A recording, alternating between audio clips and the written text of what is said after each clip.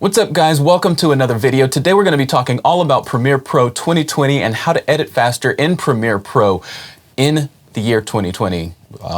It's a lot of 20s. Let's roll the intro.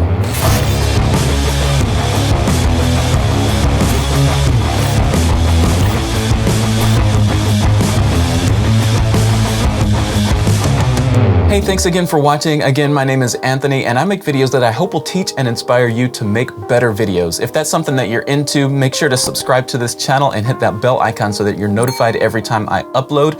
If you get anything out of this video as we're moving along, make sure to hit that thumbs up and share this video to somebody who you think might need some information like this. Maybe they're just getting started with Premiere, or maybe they've been doing Premiere for a while and they're just having trouble in their workflow. Let's get started with tip number 1, which is to learn the keyboard shortcuts. Now, I've been doing Premiere Pro for a long time, so I've kind of got the flow of the best keyboard shortcuts that I use, but one way to really dive in and learn those keyboard shortcuts is to go here and learn that layout. You can click on each letter to see what combination of buttons does what. For instance, if you hit L right here on the keyboard, you're going to actually play the video. If you hit L twice, it'll start playing in fast forward, and then you can hit J to slow it down, but it'll still keep going. And then K is just stop.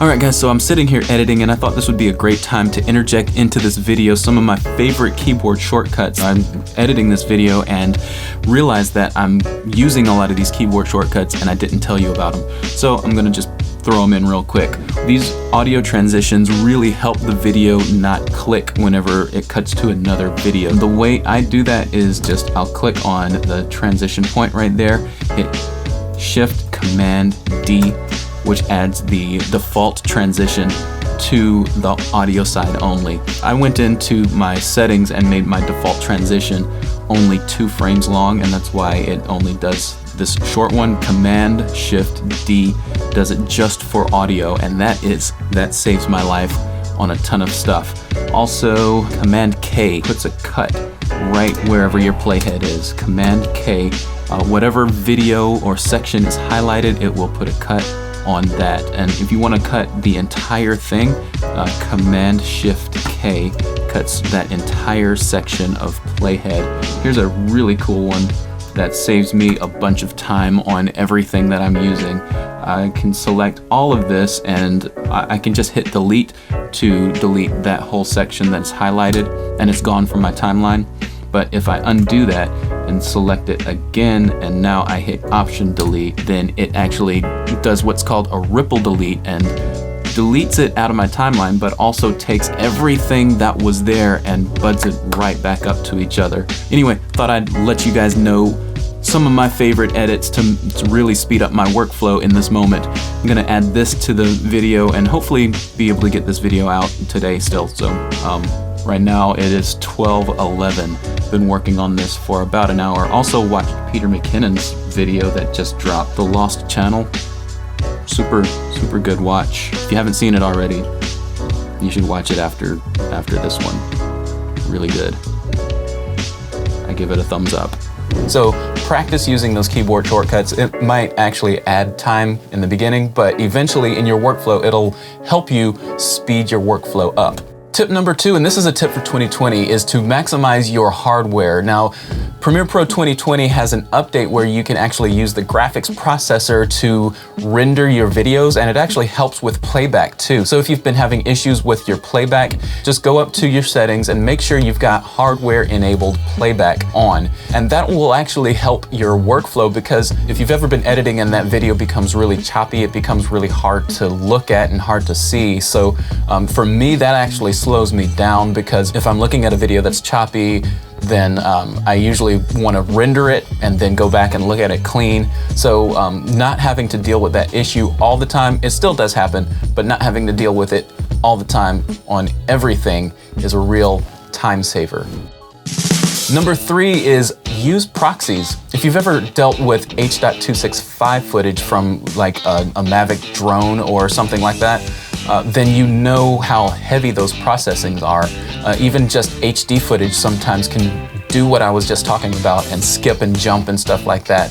So using Proxies is actually going to be able to save you a lot, and it's really easy to do. Let me show you real quick. I'll just drag my drone footage in, select all of the footage that I want to use Proxies for, right click and click this button to create Proxies. It'll open up in Media Encoder. I'll hit go. Usually I'll do that in a time where I'm going to be taking a break anyway, and once I hit go, it doesn't really take that long. Usually I render them in low quality Proxies.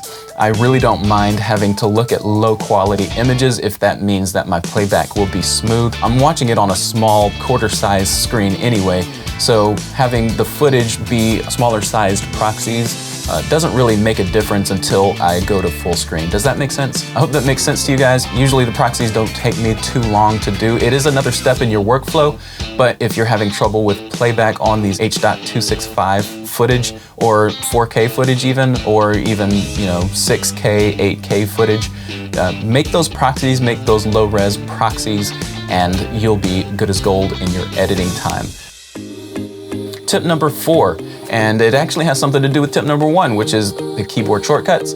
This is to make your own custom keyboard shortcuts. I didn't really have to make a whole lot of custom keyboard shortcuts, but I did make one, and I'll show you that one that I made real quick. Warp stabilization is a great tool when you're handheld. I made a video about using handheld techniques to get more stable footage, but even using those techniques, sometimes just adding a little bit of warp stabilization just helps to sell that smooth motion just a little bit more.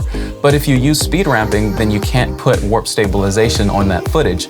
So in order to fix that, you have to nest the footage. You can just right click and in the drop down menu choose nest, and it will nest for you. Just name the file whatever you want to, and it'll create a new composition. That composition goes automatically into the timeline where the footage was, but obviously I'd rather skip having to right click and choose the option and just have the keyboard shortcut. So that's what I did. I created a new keyboard shortcut. I put it on Command-Shift-N for nest, but you can put it wherever you want to, and you do that by going to your keyboard shortcut menu and just entering in a new keyboard shortcut, just like I'm showing you right here.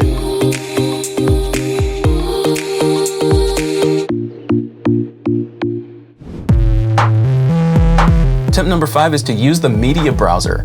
It's a great practice to put your footage into your project and organize everything right there. But sometimes you've got this pile of B-roll that you've got on a server, on a hard drive, or even on your computer sometimes that you might just be pulling from to kind of fit into your project. And if that's the case, I'd highly recommend using the media browser so that you don't have to pull the entire library of footage into your project. You can actually just go in and search your folders that are already on your computer using the media browser, and you can preview those files just like you would normal footage that's put into your project. Now, it takes a little bit longer to preview, but you don't have it in your project yet until you actually pull it into your timeline. So you can actually go and preview the footage just like you would as if it was in your project, but it's not yet. And then once you put it in your timeline, it automatically goes to your project. One other step that you might have to do after that, if you're like me, is to go back and reorganize that. If that's not something that you're into though, if you like a messy organization flow, I usually like to stay pretty organized with my workflow, so I'll go back in and organize that as well. Tip number 6, and this works for anything that you're doing in life, is just to practice. There's nothing better than to practice making videos to get better at making videos. The more editing that you do, the faster you'll get at it. It used to take me a couple days to make a video like this one, and today I'm actually practicing trying to get this one uploaded to YouTube and out there to the world on the same day. I'm shooting this right now. It is Thursday, September 3rd at 11:05. Let's see how long it takes me to get this video up and rolling. Anyway, if you liked this video, make sure to give it a like. If you want to see more videos like this, make sure to subscribe to the channel and hit that bell icon so that you're notified every time I post a new video. That's it for this video, guys. See you in the next one.